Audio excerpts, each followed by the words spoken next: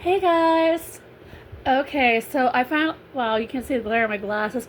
I decided to go ahead and get a ring light. It's my very first one, and so far, I'm liking it because it gives me more light to work with when I record these videos. And I know I haven't been making videos for a while now, but that's mainly because of the argument that is ongoing with my sister. I'm done arguing with her. I've just wish she would see the point. I don't see the point of why she's continuing this argument whatsoever. It's like a it's like arguing with a, oh crap, I can't remember the analogy. Um if you can't, leave an analogy down in the comments and I'll get to that, then I'll say it in the next video. um Things that have been different in my life. Well, Mia is. My depression has escalated. Escalated to a point where, yes, I need to take better care of myself. The apartment is in great order, but the thing was, I was not really taking care of me. And it happens around this time of year. Because I lost my fiance 10, 12 years ago in October, so that's a major factor. No, I lost him when I was 21, so about 20 some years ago. Um, I I lost mom and dad 20, going on 22, 23 years ago. So yeah, I've had a lot of death in my life, and just around this time of year, it gets really harder for me. Um, Basically, I lost mom to suicide on January 11th, 2002, 2003. Yes, I was still in high school in 2002, so it was 2003. And then a year later, I lost dad. Now, my sister is still on her channel, as you guys can see for yourselves, the craziness that's going on her channel. I won't go into it. If you want to go look up Misty Henry, go for it. I'm not for it. But she was still blaming me for my mom's death. And for a while there, I was starting to believe her. That's how bad my depression got. So for now, one of my friends has taken Mia so I can concentrate on me. And Mia is liking it better over there because she has kids to play with and it's a bigger place for her to wander. So we've worked on out a kind of co-parenting situation, if you will. I still get to see Mia, but she lives with another family, which is good for her. They live in the same neighborhood as me, so I get to see them. Um, so it's not all bad. Um, as for, well, I'm just gonna say this.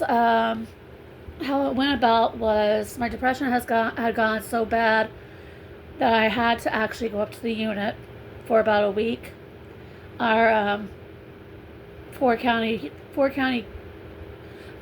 health unit that has been newly built in Peru, and I have to say it's a nice place.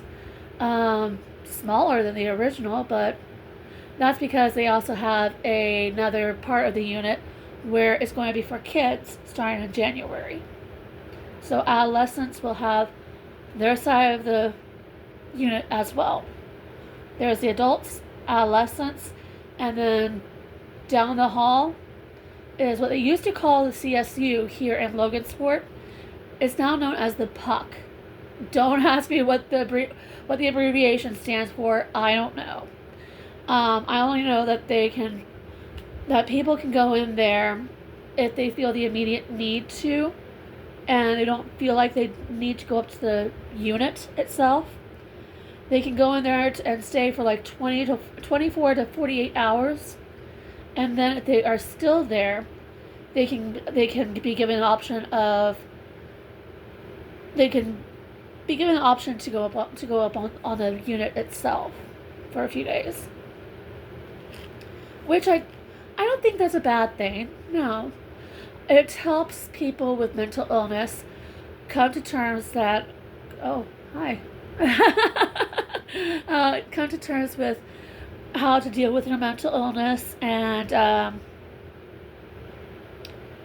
give them a safe place to go to while dealing with those feelings of uncertainty, whether they need the unit itself or they can handle it in 1 or 2 days. And people can come and go from there as they please.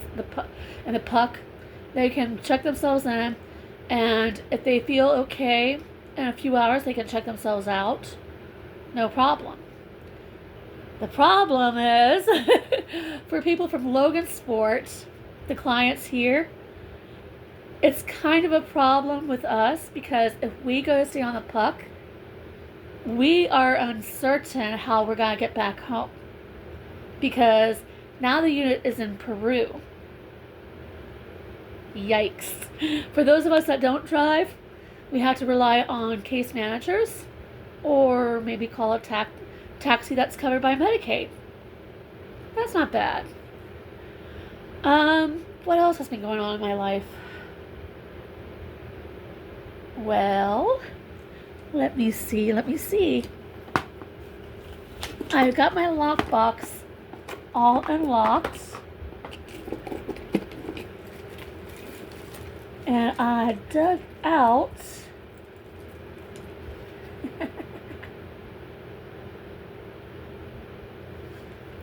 bling.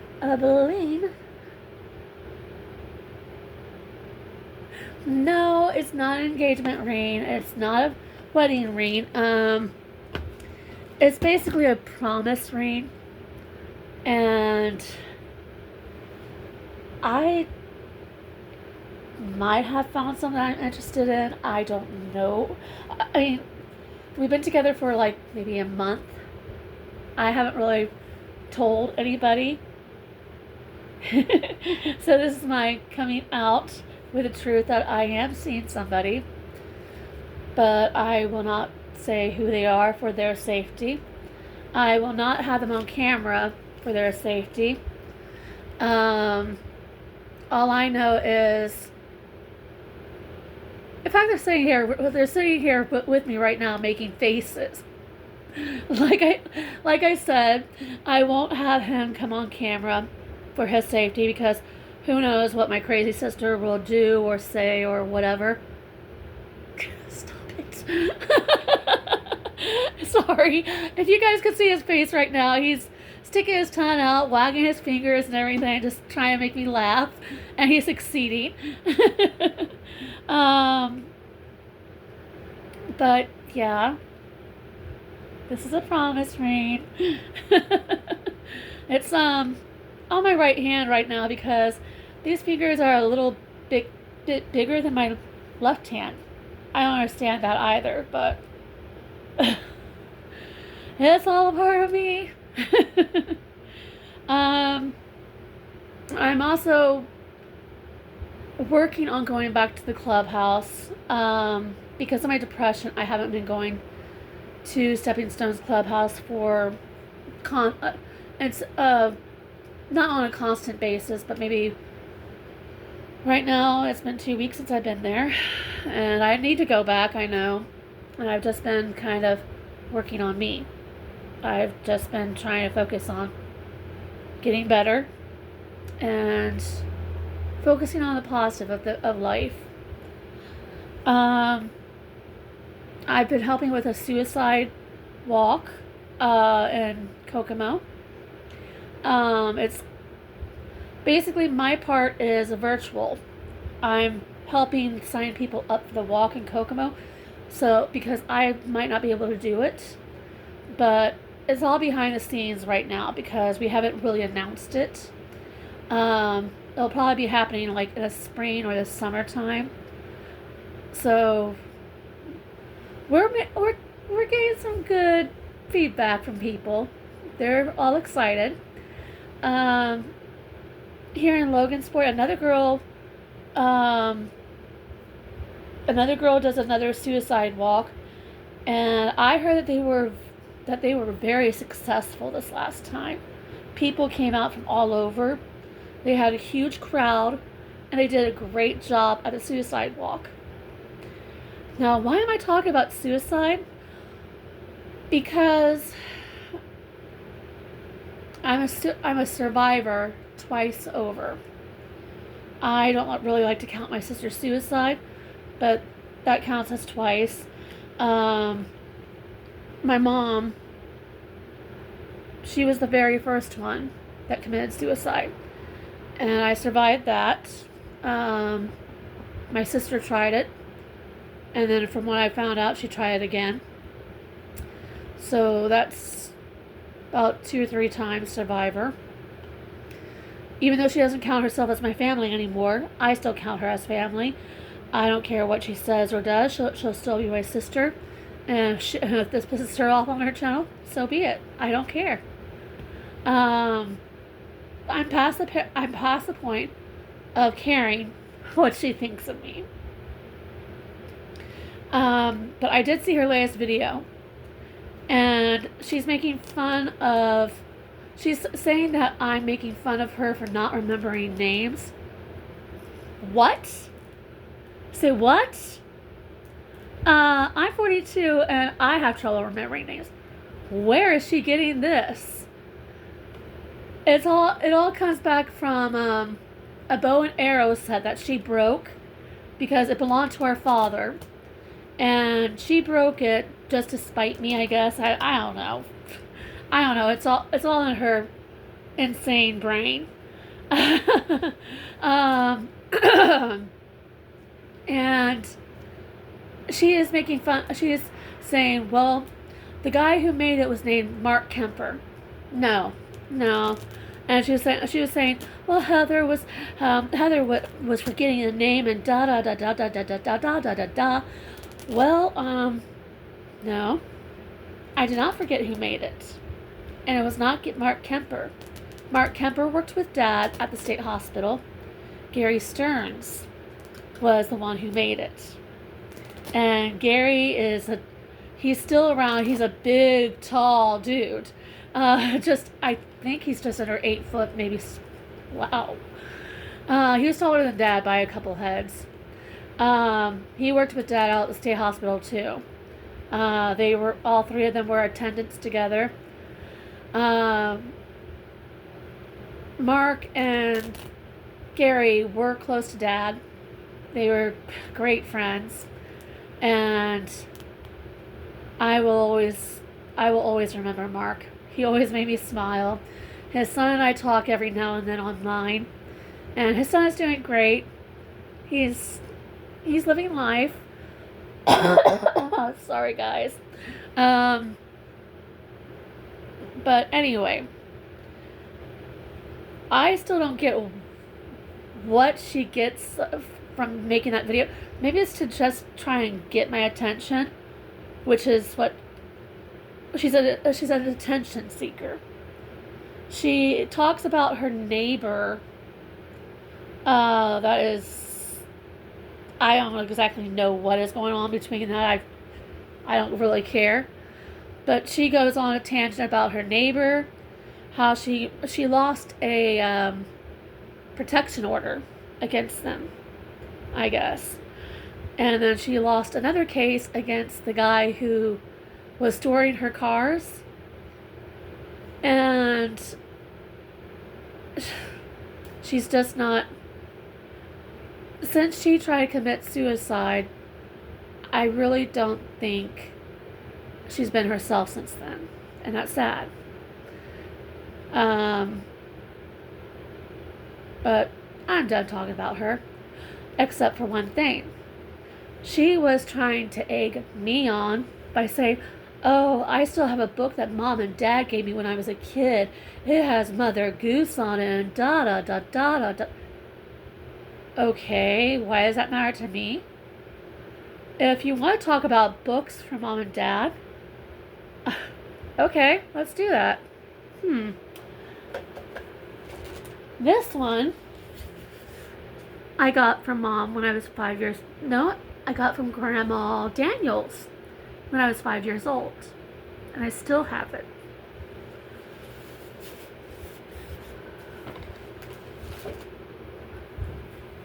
This one I got from Dad when I was really little because I liked Little Critter.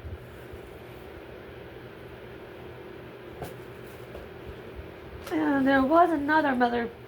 Oh, here it is. Okay. And this one I got from Mom and Dad both for Christmas one year when I was like maybe 6 or 7. And I even have a couple of Dad's books that he left me. The Adventures of Tom Sawyer. That was his long time ago. I inherited it and I've been keeping it safe in my lockbox. And Jonathan Livingston Seagull. This was one of Dad's too.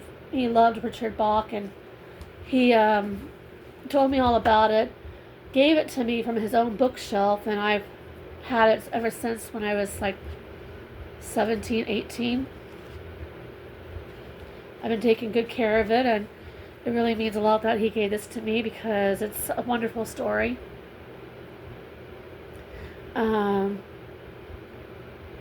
But yeah. Oh, I don't really understand why she brings this stuff up. It's just not. I don't understand it at all. But anyway, the bow and arrow story. Basically, in order to spite me, she decided to I guess she broke apart a seashell that my mother and father had got me in Chicago at the aquarium. And that was when I was like maybe 9 or 10. Misty, of course, took it home with her. It's whatever. And then she broke apart my dresser that I had since I was a kid that she gave to her kids. She thought that would bother me. Why? It's an old piece of furniture. Why would it bother me? Then she tore apart one of Dad's prized possessions because it was given to him by Gary, his bow and arrow. She said that I said it was supposed to go to me. Well, I didn't say that. What I did was I took it home. I took it to my new apartment. And I had it for like 7 or 8 years until Misty decided she wanted to take it home with her. And then Misty kept on saying, "Oh, Heather said it belongs to her. It belongs to her. It was supposed to go to me." And da da da da. I never said any of that. It's absolutely ridiculous that she would think these things. And she wonders, and she says I'm a narcissist. When really, if you look at the patterns in her behavior, she herself shows classic narcissism. And that truly worries me. But, yes, Misty. Abilene.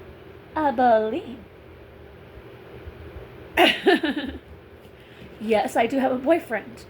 And no, it's not the guy you claimed I was in a relationship with here on YouTube. It's another guy. One you'll never know. Sorry. I'll never mention his name. He'll never be on my camera unless it's on another channel we do together. And you won't find that channel because you'll be blocked. And we are thinking about changing different servers, I think. Yeah. So, yeah. Sorry for your luck. Um, I'm hoping to stay at this apartment for the winter at least. It's not because I'm getting kicked out, I'm not. But I want to look for something better, maybe a two-bedroomer. Um, but I want to stay here at least for the winter because I know what it's like to move in the winter. It's not fun. But eventually I would like to try and find a better place. I was thinking about moving up to where Aunt Terry lives. I might not. I don't know yet. I might consider finding some place downtown, closer to everything. But that might set my anxiety on edge too because of all the crowds that happen down there on Friday nights and everything. Friday nights, the weekends. I keep on telling myself I want to go to Black Dog Coffee. I want to go to, oh crap, the Record Farm bonus level to watch the shows. I want to go to the State Theater. Then I think about the crowds that are going to be there. And over the years, I have become a little more wary around crowds. I'm not a crowd person. I'm that much. I've inherited from mom. It didn't used to bother me when I was younger, but as I get older, I feel nervous around big crowds, and I want to kick that habit. So I'm thinking about doing immersion therapy, and going to one of the shows and trying to stay there at least for 10 minutes. And if I do well, maybe I can stay another 10 minutes and add on to that if I want to. So immersion therapy is a great idea for me, I think. I'm studying psychology again, self-studying. And I'm learning a whole lot on my own. So yeah, it's like jumping into a pool. I have never been one to jump into a pool or dive into a pool unless it was sitting down. I used to think it was because of how tall I was from the water, but I think it was because I was always afraid of how deep I would go into the water and not be able to come back up on my own. That was my huge fear, I think. And now I don't have to worry about that because the deep end at the Mulehausen pool and at the Y have been taken out. The only deep end we have is up at the Logansport High School pool. Okay. Well, so it sounds like I'm all talked out, and I'm thinking that tomorrow I might try start to read a book. I downloaded a whole bunch of Sweet Valley High books lately, and I haven't exactly found. It might be a few days till my next video about reading a book or something. And then I can give you guys the link to that channel where I'll be doing audio recordings, but it's mainly gotta be visual. So anyway, yay! Okay, I'll talk to y'all later. Bye.